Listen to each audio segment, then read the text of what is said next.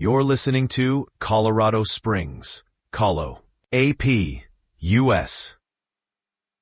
Space Command said Wednesday that it has finalized options for President Donald Trump's Golden Dome missile defense system and has sent its recommendations to Defense Secretary Pete Hegseth for his review and approval. The futuristic system was ordered by Trump during his first week in office, and if successful, would mark the first time the U.S. would place weapons in space that are meant to destroy ground-based missiles within seconds of launch. In his January executive order, Trump gave the military 60 days to provide him recommendations on what an overall system would look like. Recent developments in hypersonics, and in particular, China's 2021 groundbreaking launch of a warhead system that went into orbit before re-entering Earth's atmosphere, have prompted calls for several years by the U.S. military to develop additional ways to defend against missile strikes. It's time that we can clearly say that we need space fires and we need weapon systems. We need orbital interceptors, General Stephen Whiting, head of U.S.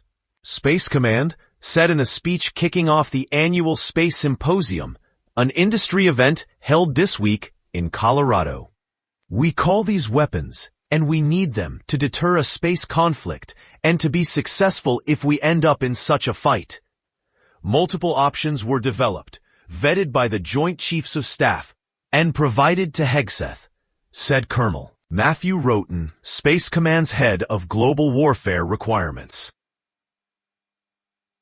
He didn't give details on what those options look like. The Defense Department said it would deliver options to Trump in line with his executive order.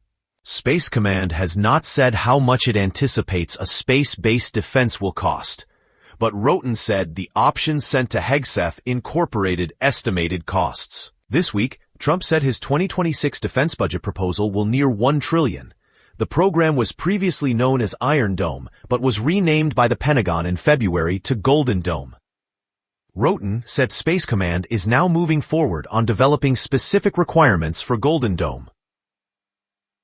Those requirements will be used to weigh what capabilities and, importantly for defense firms attending the space conference, what commercially available technologies the military will pursue to get an initial system fielded within a few years. The administration has said Golden Dome will incorporate existing missile defense systems and new space-based capabilities to form a multi-layered defense. In the 1980s, President Ronald Reagan proposed a similar space-based defense, but the Strategic Defense Initiative, also known as Star Wars, ultimately did not come to fruition because of technology and cost challenges.